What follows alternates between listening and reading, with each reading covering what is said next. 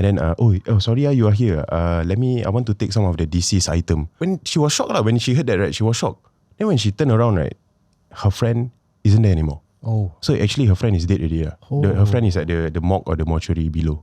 Oh my God. Yeah.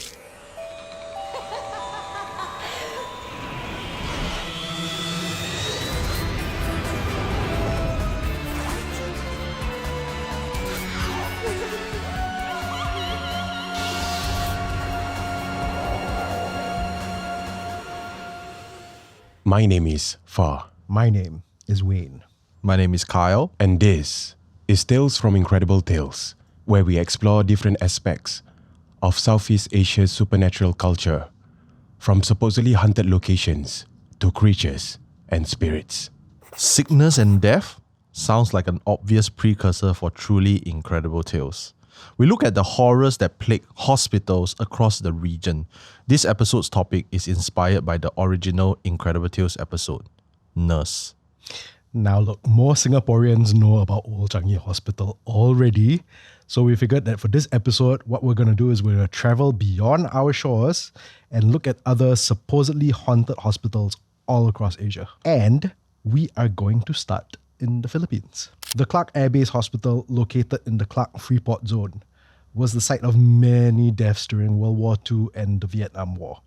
An article detailed how immediately after Mount Pinatubo's first eruption in 1991, only around 2,500 people remained to ensure security and keep up basic services. After America officially abandoned the hospital and the airbase later that year, its neglected infrastructure provided, according to another article, quote, some unusual acoustics which, added to the darkness of the inner rooms, can easily lead one to think of supernatural phenomena, end quote. Ghost Hunters International called the hospital one of the most haunted places in the world. People who have explored the grounds claim to have heard eerie sounds like mysterious whispers and footsteps, and tortured cries. Some have even supposedly seen the ghosts of soldiers and nurses. The hospital's reputation grew to the point where in 2013, National Geographic Channel series I Wouldn't Go In There explored its history and the supernatural stories around it. In 2023, it was announced that the hospital would find a new life as a museum that would showcase the region's arts, culture, natural history, anthropology, and archaeology. I will say before we even start talking about Clark, Why? I know that Kyle loves this episode because you hate hospitals, right? Yeah, I really don't like hospitals. I think hospitals, they are like the corridor between life and death. Okay. If you think about it, right? Yeah, you start your life there, you end your most life. probably end your life there, right? Yeah. I mean, in all fairness, I don't think anybody, very rarely are you going to find somebody in a hospital who's like actually like happy to be there. I think the nurses and doctors also are like... Yeah. For them, I mean, that one has got to be like stress all the time. Yeah. And then even as patients also, like, even if you're there for a benign procedure, you're always going to be slightly stressed also. When you go there, you just don't have a good vibe lah. I don't know. Maybe it's me. But it's true, actually, I was about to say, whenever you go to a hospital, right, you don't feel... I wouldn't say you don't feel happy. Like, obviously, you won't feel happy. But it's like a negative aura kind of thing, right? Yeah. Going back to the Clark Air Base Hospital, why lah? Why make it into a museum? Why can't we just leave it as it is? Like I feel like museums also another place that Very creepy. can be like haunted. Yeah. Because you just old objects. Yes. People die, they just put it out there, like something that's like an artifact, they just put it out there and then just for people to see. But now you're turning into a hospital. Yep. A hospital into a place where you will showcase all these kind of things. Double the trouble lah, basically. Double the trouble. I mean, it's true, right? Yeah. I mean, okay. Would you say that at some place like this, okay, some place that's got this much energy, we're talking like at least two wars, okay, and lots of people died. Do you think they should ever build anything over this place? Don't even say museum, okay? Like, I mean, if you ask me, right, for a country that's big, right? Yeah. I don't think you should. Yeah. I mean, You've got the space. Your land is not scarce, right? Yeah. It's Very unlike fair. Singapore. yeah. Yeah. I mean, we don't have a choice in Singapore. Yeah. But Yeah. if your country is that big, maybe just leave it as it is, right? Yeah. And unless it's like, wow, like, right in the middle of your city, that kind of thing, then sure, maybe. But this one, I think you can just let it go lah. But even if it's in the middle of the city, right, would you like demolish it and then turn it, like, build a house there? Probably, like an apartment there. Yeah, you realize that when they tear down these kind of buildings, right, they don't immediately build one. They tear down. They wait. They wait. Like maybe 5 to 10 years because they want people to forget. Like, this used to be here. I mean, the logical answer is the engineers say, the soil must settle. Yeah, logical lah. Maybe there's also another reason where like, maybe we wait for people to forget, wait for the energy to dissipate. Yeah, correct. Then we go and bless it, then we build again. I mean, you tell me energy dissipate, okay. That one, fine, fair enough. I get that. You want people to forget. This place has been around since like before World War II. Yep. Who's going to forget a place like this? Like a place that's legendary at this point in time for, if not ghosts, at least war.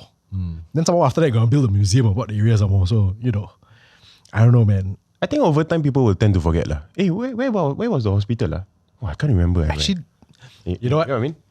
Actually, you know what? You do have a point. Right. Considering the fact that we've had so many legends and like myths. Don't say it in the Philippines, like just generally across Asia that have been lost because people stopped talking about them. Yeah lah, fair enough lah. I mean, we are talking about them, so I guess we are anti that kind of agenda. So we talk about all the ghosts and stuff, all the history and stuff. We're keeping things unalive. Yeah, we're keeping things unalive. Yeah. And I'd actually seen the National Geographic show. What was it called? I Would Not Go In There. I actually saw bits of it before. And even before the place was demolished, right, there was like a security guard talking about how he saw. And he was like, I can't remember which part of the base he was stationed in, but he was talking about like how he saw certain officers wearing uniforms that might have been from a different era, walking around down there. And he didn't think anything of it. He just like tried to talk to the officer. Apparently the officer talked to him as well, but then everybody found out like, no, that's not there's no such officer down here. Why is he wearing an older uniform? What's going on? Wow. What's the conversation like? Like, how are you? Yeah, are you? Well, okay, still quite dead. Oh, okay lah. Okay. then the security guard probably thought, maybe he meant dead tired. How's the coffee in the canteen? Still bad. Still bad. Yeah. I tell you, since the 1940s, that coffee never changed. Right. I'm sorry, since the 1940s. What? I think speaking of hospital, I have this story lah. This story was shared by a listener lah for my show. This listener has a friend, okay, that got into that got like, I think got sick lah basically, and then she admitted into one of the hospitals in Singapore. I'm not sure where. So she didn't know that her friend got sick. I think it was a good friend, and then they lost contact, because of a doubt and stuff like that. They lost contact, and then one of the days, her friend's son called her and told her, hey, my mom is sick. I think she may don't have long to live lah, right? Basically. And then she went to visit. So she go lah, like, I don't know which hospital or this ward, this bed, right? So she went. And then when she entered the ward, 6-bed ward, right? So she saw lah her friend lying down on the bed, then just like looking at the ceiling. And then she went over, then she sit down beside her. Hey, why you never tell me you sick? Now you like this already, then I know your son called me. And then all the way, she was speaking with her friend that was sick, right? That was warded, right? And her friend just like look up and never talk to her, Then she talk. By the way, her bed, right, is covered by the curtain. Yeah. Right, curtain.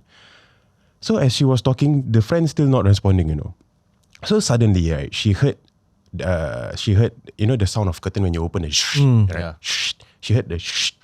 Then when she turned around, she saw like got one Indonesian lady, like a domestic helper, like a maid, right? Sorry, I translate in English, and then sorry, you are here. I want to take some of the deceased item. When she was shocked, when she heard that, right, she was shocked. Then when she turned around, right, her friend isn't there anymore. Oh. So actually her friend is dead already. Her friend is at the morgue or the mortuary below. Oh my God. Yeah. So when the sender, which is the lady who experienced this, sent me that story, right, she told me that whenever she hear the sound of curtain moving, right, she's really traumatic. Traumatized, yeah. It almost sounds weirdly touching because it almost sounds like the friend, the deceased, wanted to give this person like a last chance to see her, to to say something to her before she moves on or something like that lah. And one more detail that I forget to mention. So the sender actually touched her hand, actually touched the friend's hand, and she said it was cold. She said it was cold, But she didn't think anything about it lah. She was just looking at. She was just like the warded friend is just like looking up and then maybe look at her, but then didn't Never say didn't anything lah. No, not a single thing.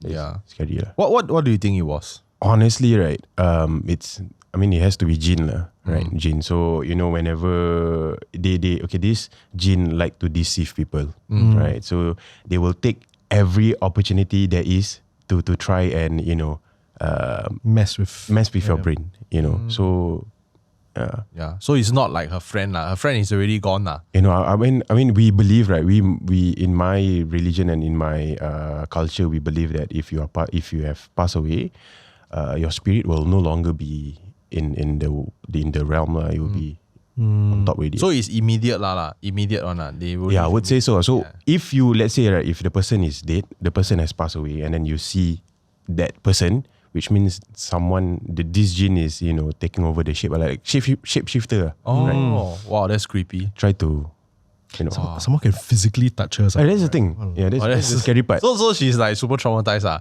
By the sound of shh. And every time she go to the hospital, then she will be like, oh my god, I hope I don't see another I have no idea. She didn't say that. Yeah, it sounds scary. In 2019, Klinik Desa Gesir Tengah in Hulu, Selangor was shut down for about a month. This wasn't for renovations or upgrading. It was because, according to 2 articles, spirit had been disturbing the staff. A translated version of the initial article from May 2019 reported that a black entity and the apparition of an old woman had haunted the clinic since 2007. The second article, when translated, however, says that the black entity appeared in the form of an old woman. The meaning might have been lost in translation, but whether one entity or 2, what's consistent in both articles is that the disturbance made it impossible for nurses to operate within the clinic itself. Islamic medical practitioners had been called in to help, but they weren't successful in stopping the disturbance. The incident went viral, with both the temporary closure notice letter and even a report detailing the chronology of the events making the rounds on social media.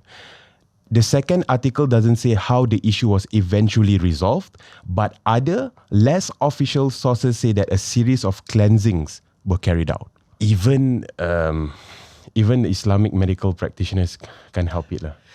That's why I'm like, the thing that makes me the most curious about this incident was, I know they don't say how it was resolved. And like a lot of people are like, cleansings and everything, but like, what did they have to do, boy, to get rid of something which is, I'm going to assume it's a jinn lah.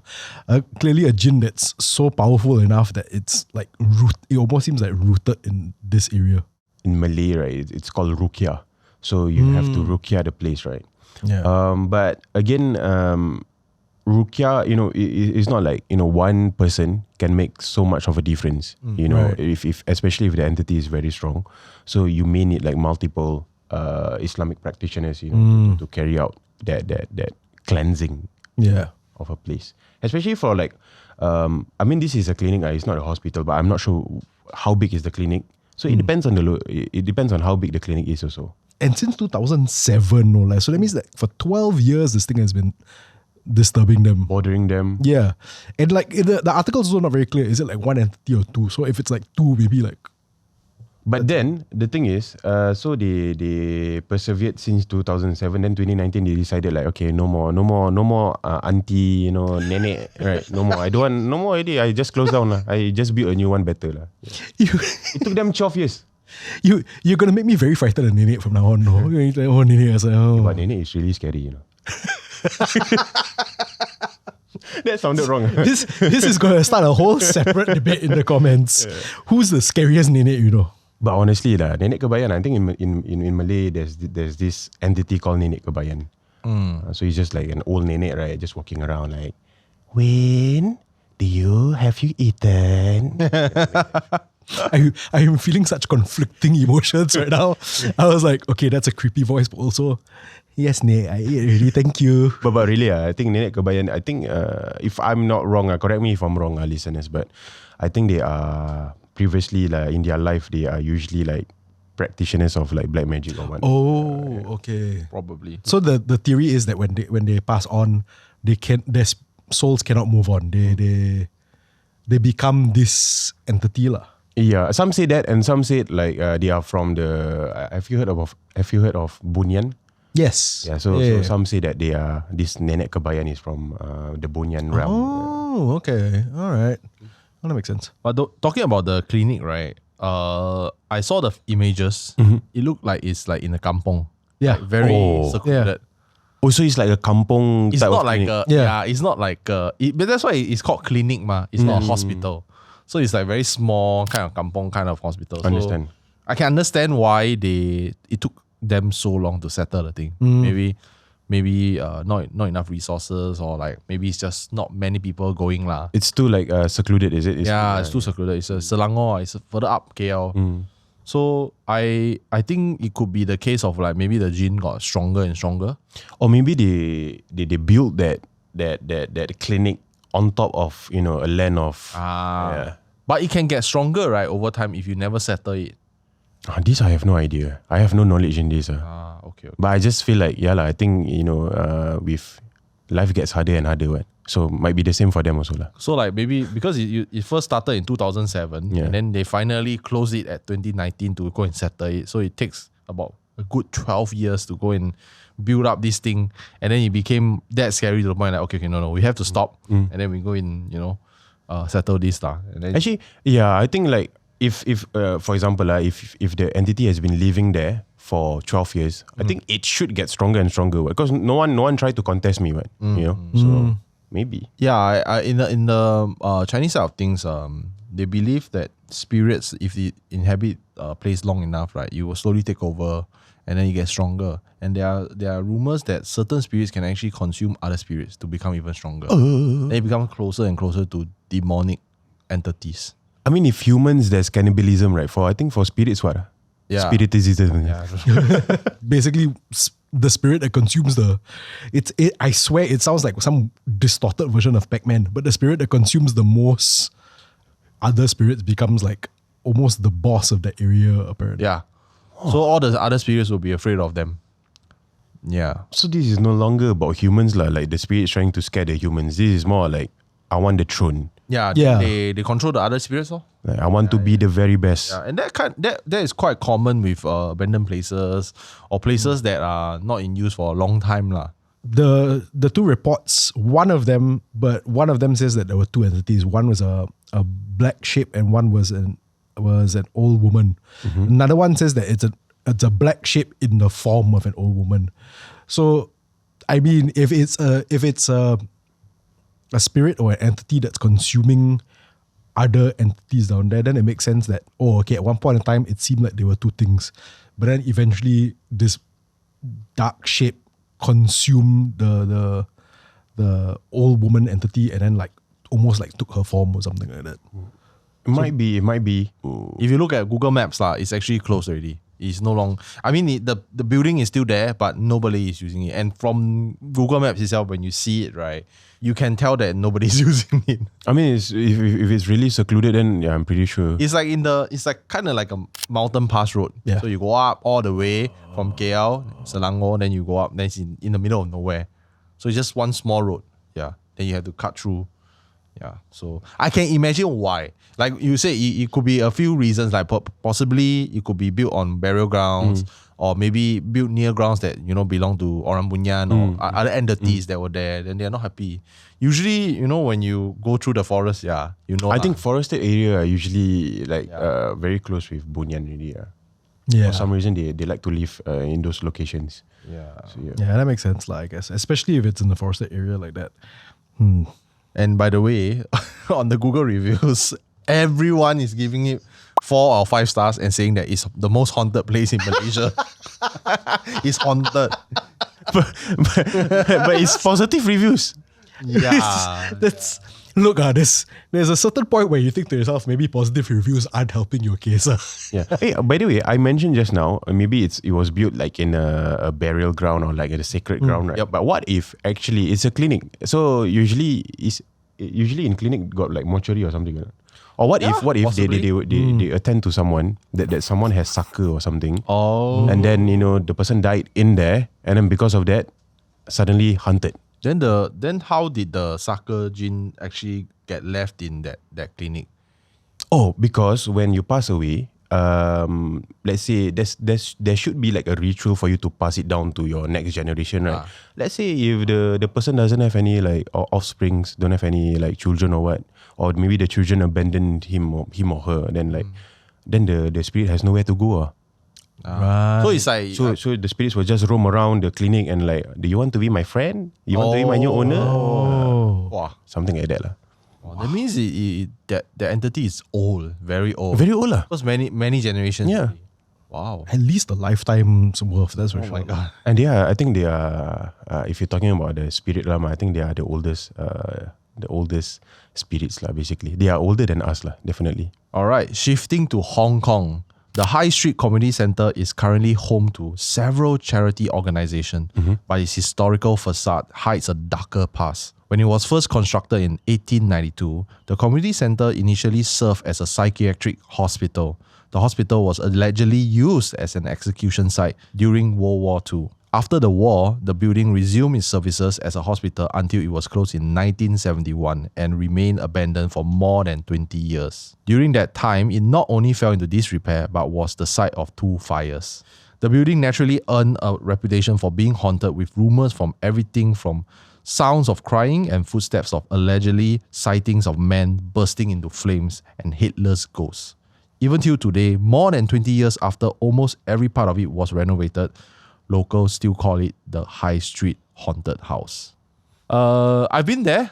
I've been there. Yeah, I go Hong Kong quite often, so I've been there. Doesn't feel like a haunted place, honestly, in the day lah. In the day lah. Even at night, got a lot of lights. Oh. Hong Kong is very dense, right? Yeah. It's similar to Singapore, it's super dense, but Hong Kong is in the city center is much more dense. So you got buildings beside it, and then you got this like haunted building. I went there, I didn't feel anything creepy. I felt that it was okay. But that's just me lah. But most of it is renovated. It's like the Fully renovated. so even because if I'm not wrong, like the facade or the arch or something is It's original, but original it's lah. like it's not creepy lah. I don't know how to explain to you. It's like, like if you go to like one of those very old malls in Singapore, but then they got like rejuvenated. It still has kind of its rustic charm, but you can tell that it's been modernized. Understand. Yeah. So like you look at the buildings, like this building, I confirm got Wi-Fi. Yeah, it's like that kind of feeling. But I would say that it's probably the collision of the yin and yang energy around the area. Like for example, like because it was a hospital, right, and you went through so many Like things, negative right? things. So yeah, psychiatric hospitals. It's like, okay, have you ever wondered, right? I mean, it's not a normal thing to go to a mental asylum lah, often, right? Like, but have you ever wondered what are they seeing? Because when you walk past a mental asylum, which I walk past, and then you hear them scream, and it's at night. It was like one of those things that I just go jalan-jalan around the area because creepy, right? But at night, then they scream. Like you can hear the scream very loud. But what are they seeing? Okay, so the thing that is very difficult, right, is because they are in a mental asylum. Yes. So the doctors might just say, "Oh, this one mental lah, bro. This one mental." Yeah. But they actually are saying the the actual entity. Yeah, What if? Yeah. So Yeah, so you never know. yeah. So I think we had a friend who shared with us that we cannot name the hospital lah, but there are certain cases that is legit hauntings, like legit possessions or hauntings, but they don't know what to do with the person, so they put them in the mental asylum. It is. Yeah, but there's no choice, what? There's no choice. You cannot solve it. And they know that for a fact that this one is not a normal mental breakdown, because these are the professionals. They know, but they cannot like say that it's a possession. So they have to just leave it as that. But they cannot call like, any practitioners to come and help or what. The one It's I think actually is very up to the doctor's discretion. If let's say the doctor believe, and the doctor okay lah, I call her. Because if it's really like they are possessed, right? I think then you put them into a mental asylum, right? they will be even more depressed, and then like eventually the thing will eat up the brain, and then like, they really go crazy. You'll be gone nah. You'll be gone nah. Yeah. Oh, that is so sad. So like what I say, like all this like negative energy. Then after that, it turned back into a hospital, right? So much energy that was stored at High Street Community Centre, and also there's a morgue, because hospital confirm need morgue. Where's the morgue? Of course, the basement. So I would imagine maybe, you know, the Hong Kong authorities, they are believers of feng shui. Hong Kong is huge believers of feng shui, so maybe they did their cleansing. But there's still a place that the things that can hide lah. I would imagine is in the basement, where the morgue used to be. That's one place I would avoid lah. I wouldn't want to go. Talking about morgue, right? I have this one story. Do you guys want to hear? Sure. There's this one time. I think it's a doctor or nurse lah. Try to wheel in like a morgue lah, right? A dead body, go basement or whatever to the mortuary. And then this guy, he noticed he realized he haven't prayed. Malay is a Muslim guy. Yeah. He noticed he haven't prayed. You know, I think in Islam there are 5 times that we have to pray, and this happened at 8+ or 9+. So the last one, he haven't prayed. So he told one of his colleague, okay, I want to go pray first, and the praying room, right, is very close to the morgue area. So he want to go pray first. So he go take his ablution, right, go take the wudu and everything. Us Muslim, when we want to start praying, we have to like Allah Akbar, like that, right? Mm-hmm. So when you do that, okay, everything is fine. You know? Then when suddenly he noticed, you know, behind him, right, you know, from the corner of your eye, behind him, he saw like, he heard people like joining in also to pray, right? He heard. So he thought like, okay, people good lah, right? Got at least got friends, right?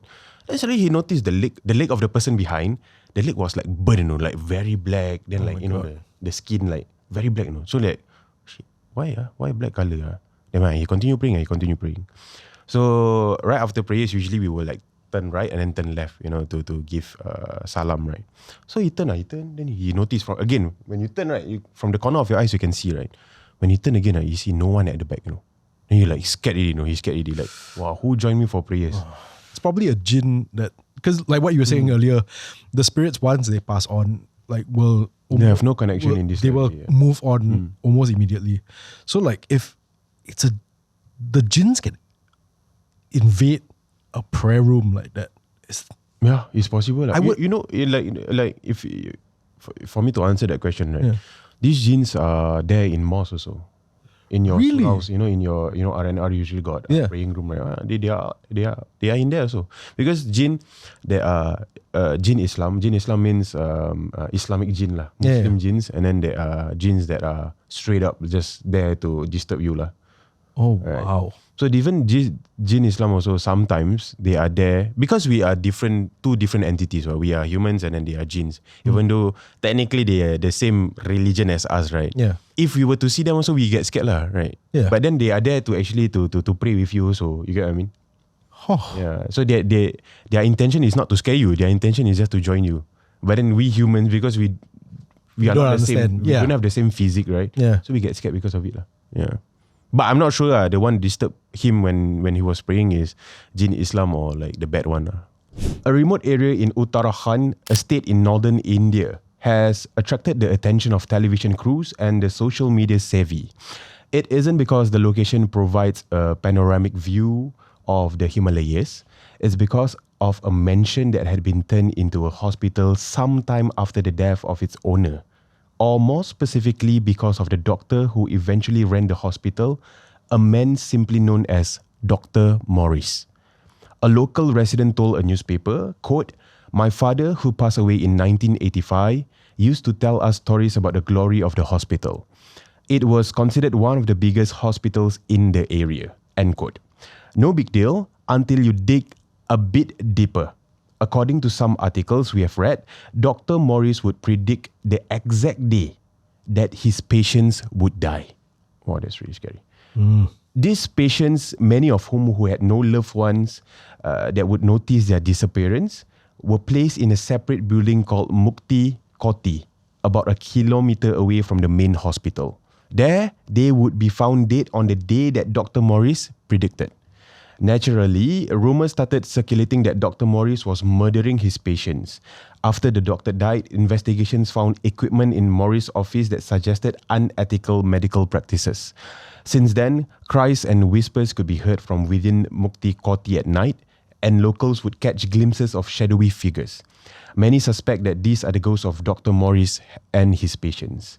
Wow, that is really creepy. Yeah. Like you predict, I think you're gonna die next week, you know, and then suddenly next week you really die. And then like, it raises suspicions, and then like people, oh, maybe the doctor killed them. See, okay, this always goes back to that question of which is scarier, ghosts or people? You know, in Malay, right? In Malay, there's this saying, right? Manusia lagi seram daripada hantu, which also translates to humans are scarier than ghosts, which is kind of true, you know, especially with black magic going around. You know, they are really scary. You know, if they don't like you, right? Oh, you know, they attack you already. Yeah. And apparently, the doctor himself, he was obsessed with life and death. So that's why he did whatever he did to the poor patients. Yeah. Wait. What do you mean by obsessed with life and death? So the doctor, he is very fascinated with the concept of life and death, like what happens after you die. So there's rumors that he actually experimented on the patients to see what it's like. Oh, to see like whether, oh really, when you almost die, you can see the light. Yeah. Oh my days. Possibly lah. That's messed up. Yeah, this is quite sick. That's what. Yeah, it goes to show that humans are scarier than ghosts. Yeah, because like honestly, right, you say like, oh, I predict that you will die this day. That's frightening. That in itself is already frightening. Then I find out, right, that this guy is maybe torturing me, maybe experimenting on me, all just so that his prediction will come true. That is way scarier.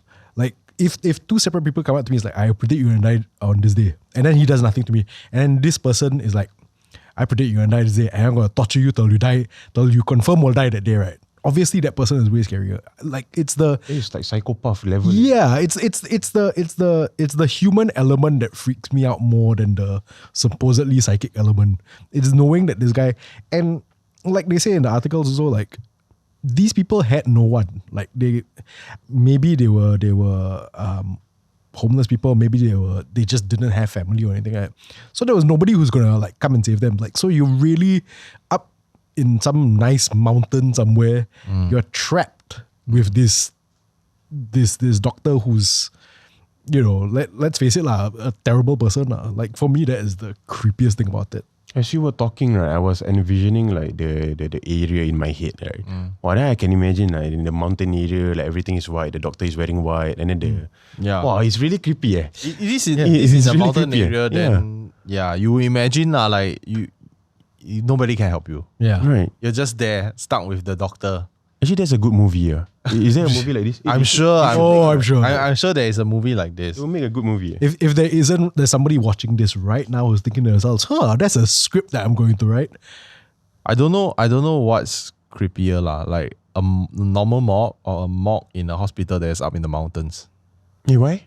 Because I think a morgue is a morgue. No, but like in the it's mountains, because it will take a while for people to remove the body. The body will be just there. It will be just there for like maybe a couple of days, maybe a week before they can remove it, because they need to go up the mountain. And then if let's say the mountain is like so secluded, right, cars cannot even go, then you need to carry it. That's even worse, right? All right, this question is for everyone.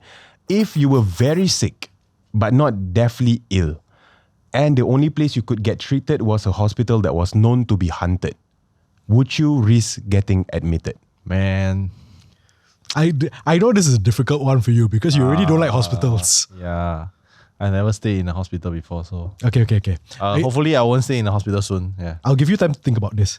My answer is no. I will stay at home. I will poop my pants. I will throw up everywhere. I will apologize to my wife after that. And then later on, I'll clean up my flat. If I'm not deathly ill, I will stay at home until the point where I can bring myself to like a GP or something. Okay?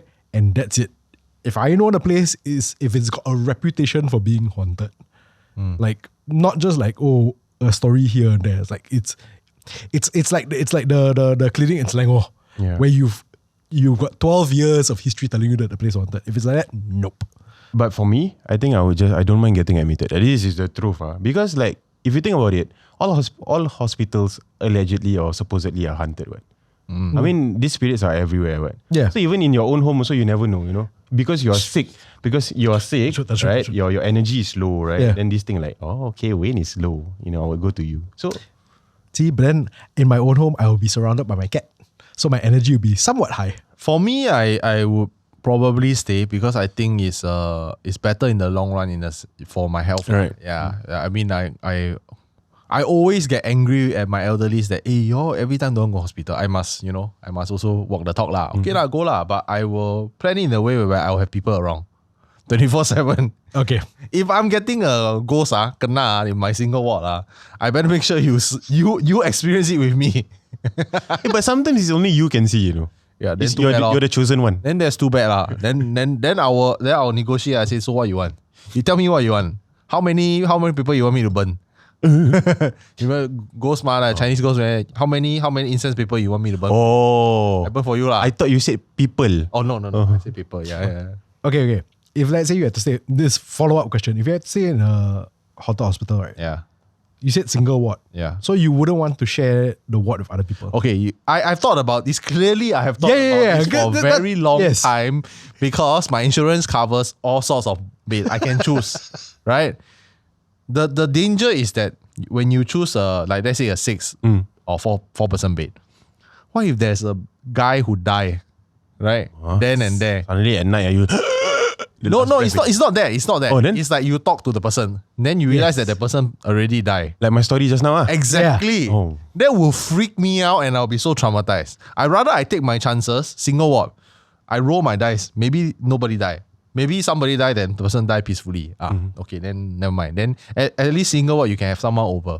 They can arrange for you. Of course, you have to pay extra lah. So that I can have an assurance. Yeah, whereas the 4 to 6 people, and some of them are in pain, then they keep yelling. I've seen it before. You're not gonna get some sleep. So I will choose the single one. Wow, you really brainstorm the idea. I think very long. I really think very long already. I've known Carl for a while. That all of this tracks with who he is. But yeah, I agree. It's the whole idea of if you're talking to somebody, right, and then you don't know that they're dead. Yeah. Like that's why your story freaked me out so much. And when he was talking about like, oh wait, I'll speak with somebody in the ward, and then it turns out they're not alive, right? Literally, I'm picturing in my head like, you're in the ward, then you see like one of the other patients get up to go toilet, then he never comes back. Then later it's like, hey, the patient's still in the toilet. And then the nurse will be like, oh, what are you talking about? There's no patient out here. As you can tell, I created an entire ghost story in my head just based on the idea of somebody who you thought was alive but wasn't alive. That one will freak me out the most. Yep. Exactly. I think for me, middle ground, I will try to find a ward with 4 beds. 6 is a bit much for me. 6 happening. I wouldn't mind 4 beds. 6 beds, I feel odds increase already that one of them might not be what they say they are. Same what? I know same lah, but like, I cannot do the... I feel like 6 better. Cause 6 more people. But then what if more of them are dead? 4. No lah, cannot be lah. I think 4 in Mandarin is very bad, right?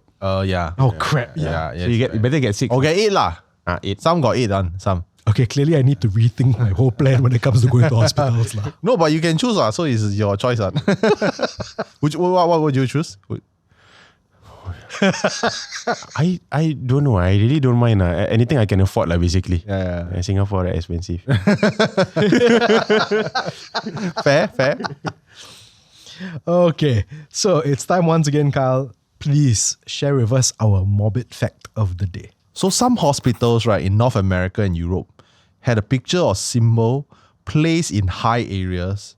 These were only visible if you were floating near the ceiling or you have a very long ladder lah. They were there as part of a study to test the validity of people that claim to have out-of-body experiences.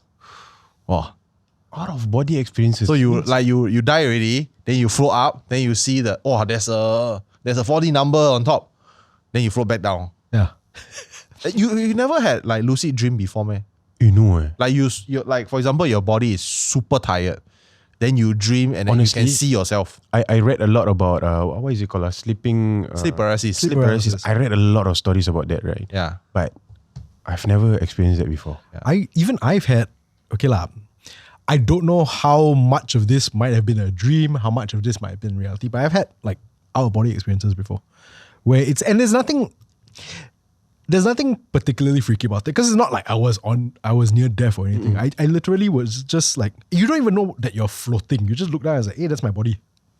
That's me. Then suddenly the moment there's that realization that you're out of your body, everything just goes back to normal. The only time that I had like, you know when they say your life flashes, right? The only time I experienced that was when I was 18. I was at TPE and I met with an accident. I was riding my bike. I met with an accident with another bike. And then as I hit him, I blacked out. And then, that one really scary. That one I remember waking up. I remember that morning I wake up, I go bathe, I go shower, I brush my teeth, and then I hug my mom before I went out. Wow, that one really scary. I thought I was dying already. That was the only like out of body experience that I have. Flash like everything. Yeah, everything flashes. That is really scary. Yeah. Mine was I was very sick, very high fever. Then doctor gave me some really strong medicine. And I fell asleep, but it didn't feel like I fell asleep. I was looking at my body. I was floating. It's really strange. Oh, that was It's really strange. I'm like, after I ate that medicine, I was like, I'm not gonna eat that anymore. Screw the fever. I don't want to see myself. Wait, this is not at hospital. This is at home. Yeah. At home. At home.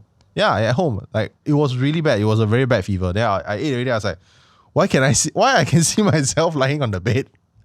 It's either a really screwed up dream or like it really happened. I think even in my religion, we believe that when we sleep, right? When we sleep, your roh, your roh, your spirit, right, actually go out of your body, go around. Yep. Yeah. And then once you wake up, right? Let's say you wake up from a bad dream, right? They will. Yeah. That's why people will always say, right? Don't like wake up when you wake up. Someone wake them up slowly, like hey, win, like that. Don't like hey, win, wake up. I also prefer if people wake me up gently. Not for any spiritual reasons, but because very annoying to be woken up that other way. Yeah. So we believe in that, like, basically. Yeah, the Chinese do also. All right. That's why they say don't do makeup for someone who's sleeping. Because they cannot recognize their face, they won't go back. Then the spirit is lost. Oh, that's the reason. Yeah, or don't take photo of the... Don't like draw don't draw. prank Then or what. they might not recognize. They'll go out and that's it, gone. The spirit is gone. Wait, what a way to die, man. I have drawn like, terrible pictures on my Can friends. you imagine you fly back, right? Then it's like, I don't look so handsome, man. I don't think this is not my body. Somebody go and draw until very nice, the makeup. Wow. This person not so handsome. No, this is not me. No. Already. That one okay. When my friends got drunk when we were younger, I would draw their faces. So thankfully they managed to recover after Lucky, that. Because if not, they were like, hey, wait a minute. They're going to come and haunt you already. Yeah, the spirit was like, I don't recall seeing all these rude words on my face when I was alive. That can't be me. What is this 8 figure with one long All right. Thank you to all of you for tuning into Tales from Incredible Tales. New episodes go online every week on MeWatch, MeListen, YouTube, Spotify, and Apple Podcasts. My name is Wayne. My name is Kyle. My name is Far, and we'll see you next time.